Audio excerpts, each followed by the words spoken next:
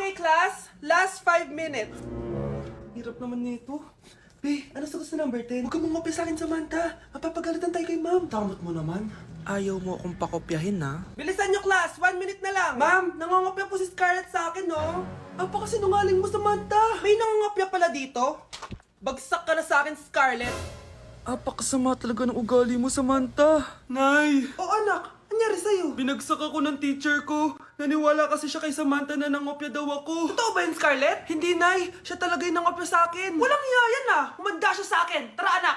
A few moments later. Ma'am, bakit niyo po kami pinatawag dito? Eh, kasi yung anak mo, sinungaling. Siya naman talaga yung nangopya kay Scarlett, eh. Hindi po totoo yan. Para malaman natin kung sino nagsasabi ng totoo sa inyong dalawa, mag-quiz na lang kayo ulit. Patay ako nito. Humanda ka ng mapahiya, Samantha. Okay, time's up. Pass your papers. Scarlett, naka-perfect ka. Yes, talino talaga ng anak ko. Samantha, wala kang tamang sagot. Ikaw talaga ang totoong nangongopya. Nakakahiya ka, Samantha. Humanda ka sa akin sa bahay. Tara! Huwag po, Nay! Ayokong nakikipag-usap ka sa lalaking mo. Nagsiselos ka, no? Mali man ang ikaw ay ibigin ko. Anak, ano naman yung ginagawa mo? Hulaan ko. Uso na naman yan, no? Oo, Nay. Uso to ngayon si Shrek. Ang cute niya kasi. Talagang juwang-juwa ka na, no? Eto na lang si Badong yung juwain mo. Hi, Scarlett. Wag na lang magjowa, Nay. Mas pipiliin ko pa si Shrek kesa dyan, no? Arte neto. Tay, ano? I-explain mo na sa akin. Kung bakit nakaburo si nanay, ha? Bakit ka ba naniniwala dun, ha? Ang totoo mong nanay, busy. Di ba sinabi ko na to sa'yo? Pero, Tay! Wala nang pero. Huwag mo akong hintayin magalit, Scarlett. Di mo magugustuhan. Hindi pwedeng hindi si nanay yung nakita ko sa cellphone. Alam na alam ko yung tsura ni nanay. Malalaman ko rin sikreto mo, Tay. Oh, Scarlett, aalis ako ulit, ha? Huwag kang pasaway.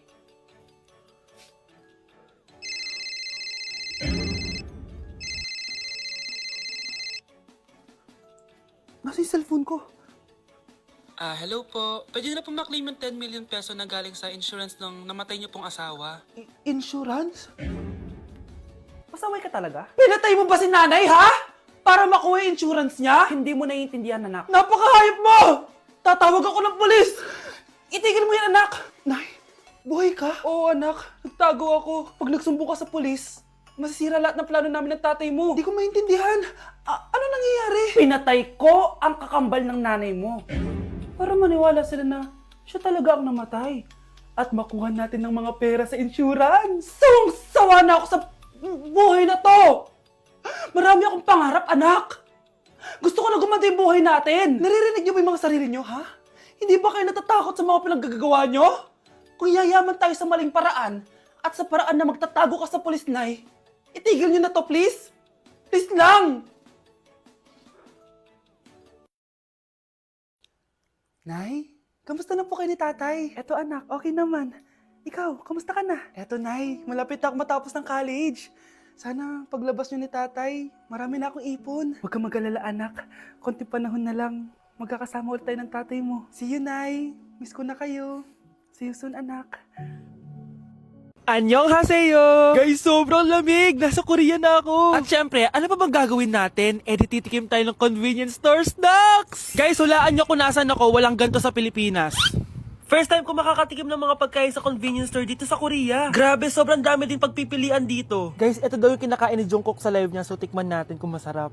Guys, simula bata daw si Jungkook, ito yung favorite niyang iniinom, so tikman din natin. Hala, si Jungkook. Akala ko na hospital ka. Resurrection, ang muling pagkabuhay. Annyeonghaseyo. Hala ka, may Korean guys, oh. May mga hotdog din, no? Tikman natin yung mga hotdog nila kung masarap. Guys, may nakita ako, matcha siya na pandesal, tas may ulam siya sa loob. Tikman natin kung lasa.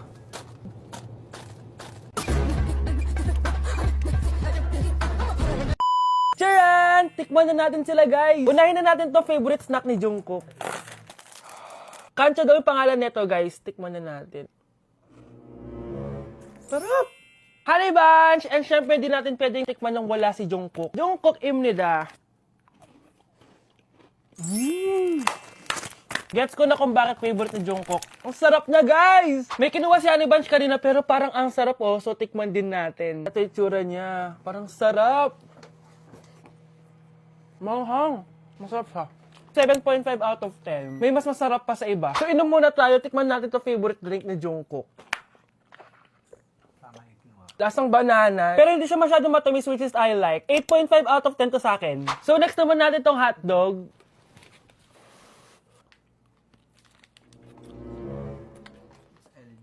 Ano yung lasa? Hindi ko siya gusto, guys. Weird na lasa niya. 3 out of 10 lang to sa akin. Hindi ko siya masyadong gusto. Next natin tong dried pusit. So ganito yung itsura niya, guys. Matigas siya. Sobrang tigas. Baka niluluto pa to. Eh, grabe. Alam mo yung mga ginangat-ngat ng aso? 1 out of 10, hindi ko siya nakain, tapos wala rin siya lasa. Next natin to matcha na siopaw na may ulam sa loob. Unang kagat, guys. Akala ko sobrang dami laman, di siya katulad ng picture, oh. Pero masarap siya. Alam ko yung kalasa niya, yung bola-bola, ganun. I'll give it 8 out of 10, kasi masarap naman siya. Second to the last natin, itong curry crispy roll. Curry? May curry nga talaga siya. Ganito yung tsura niya, guys. Uy, ang sarap! Magugustuhan mo siya. Oo nga.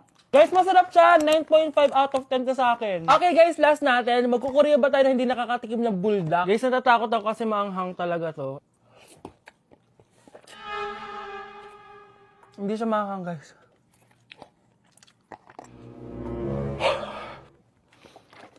Bibigyan ko to ng 8 out of 10. Masarap naman siya kasi sobrang anghang niya. So yun lang naman guys. Kung gusto nyo ng part 2, mag-comment lang kayo dyan at gagawin natin yan. So, bye-bye! Ready? Yep. 3, 2, 1, go. Ah! Bang! Bang! Bang! Bang!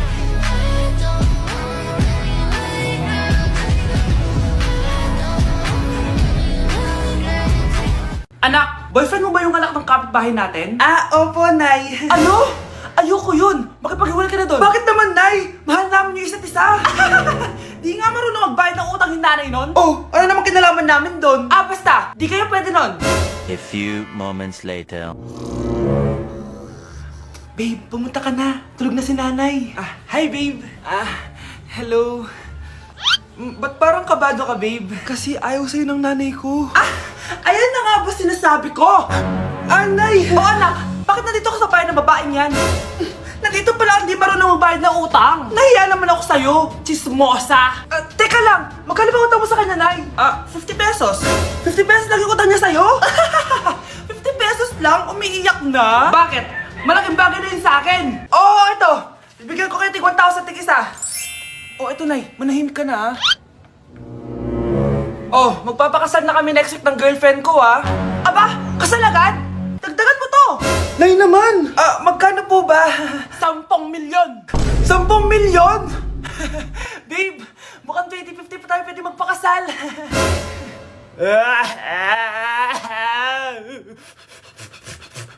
Hi, Bes! I'm back! Oh, Bes, pupunta ka ng ibang bansa? Hindi. Dito na ako titira sa inyo. Hi, tita! Anong ulam? Samantha! Halika na dito, Be! Niluto ko paborito mo. Yan yung gusto ko sa'yo, tita eh. Oh, Scarlett, lagay mo na nga to sa kwarto ko. Kwarto mo? Ang kwarto ko ay ang kwarto mo. Wawa. Ano kaya pwede kainin dito? Ano ba yan? Bakit walang laman? Mag-grocery naman kayo, Bes. Sorry po, Nakakahiya naman sa'yo. Mahiya ka talaga. O, ito na lang lutuin mo. Walang ya talaga tong babaeng to. Lagyan ko kaya to ng lason.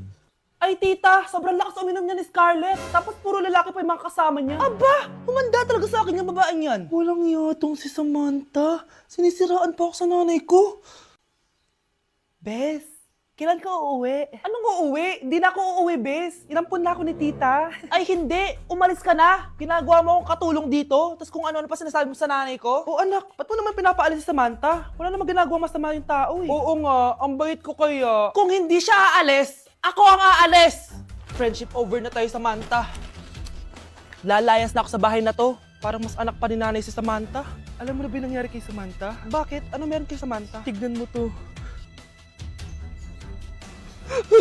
Nay! Nay! Oh, di ba lumayas ka na? Paalisin mo na yan si Samantha! Sino siya, anak? Tinawag mo bang anak si Samantha? Ay, hindi ko alam, Nay. Paalisin mo nga yan. Hoy, babae! Kung sino ka man, umalis ka na dito. Mga anak, gumawa na kayo ng assignment nyo. Aba, anong nakain ng mga to? Himala hindi nagsa-cellphone. Gusto kasi namin ng mataas na grades, Nay. True, Nay. At dahil dyan, deserve nyo ng ganito.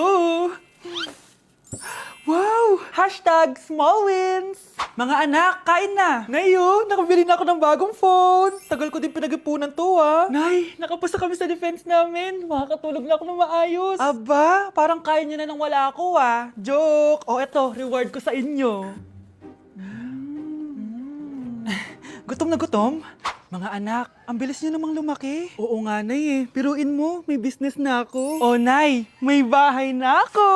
Sobrang proud ako sa inyong mga anak. Proud din kami sa iyo, Nay. Kami naman na malilibre sa iyo na Super Meals. Grabe, ang sarap talaga mag-celebrate with Jollibee Super Meals, no? Ito ang pinaka-rewarding for me dahil andito ang best tasting favorites ko in one special plate. Tama, Nay! Tingnan mo naman tong Super Meal B. May Chicken Joy, half spaghetti. At may fries, rice, at drinks pa. Ikaw, ano ang recent wins mo? Huwag mo kalimutan na hashtag superdeserve mo din ng reward para sa sarili mo.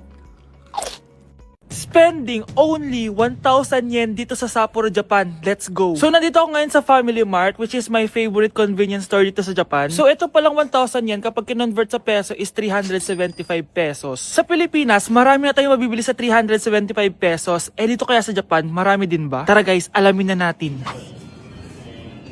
So, kukuha ko na itong favorite ko drink, which is 113 yen lang. Gusto ko na ito kaso 647 na agad siya. Bibili na lang ako na itong tuna mayonnaise kasi parang nasa 200 yen lang siya. Parang sarap na itong potato gratin. Yung ibang mga meal nila dito sobrang mahal na mga nasa 600, 700 yen. Kukuha din pala ako ng dessert, guys. Yes, kahit malamig, kukuha pa din ako ng ice cream. Guys, parang masarap din to. Hala, sumobra tayo, guys. Okay, guys, ito na yung mga napamili ko. Ang problema ko lang, saan ko kakainin itong mga to? Eh, walang mga upuan dito. Ay, alam ko na. Walang upuan? Walang problema. Sino ba nagsabing bawal umupo dito sa snow na to? Walang makakapigil sa akin. Wait lang, gagawa muna ako ng upuan ko dito. Tcharan! Dito ako uupo, guys. Lamig sa puwet na ito. Woo! So, unahin na natin itong onigiri. Pinagtitinginan na ako ng mga yun, no? Ngayon lang ba kayo nakita ng nakaupo sa snow? Itadakimasu!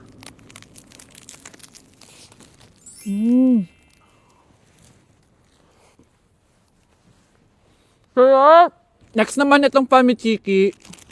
Wow, boneless to guys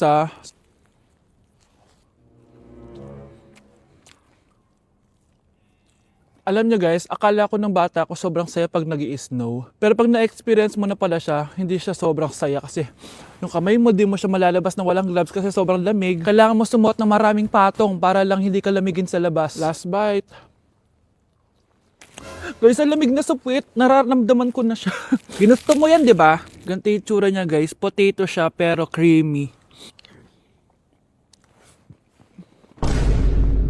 Sobrang sarap. Bahay namin out of 10. Guys, naubos ko na. Bibilin ko pa to next time. Okay, last natin on dessert natin. Kaya sobrang lamig na mag-ice cream pa din. Diba sa atin guys, may chocolate hills tayo. Dito meron silang white chocolate hills. Ayan nyo. Nakakatawa ka talaga. Okay guys, next natin ito. Ang sarap niya. Sarap to guys. So yun lang naman guys. Marami naman ako nabili sa 1,000 yen ko. Bye-bye!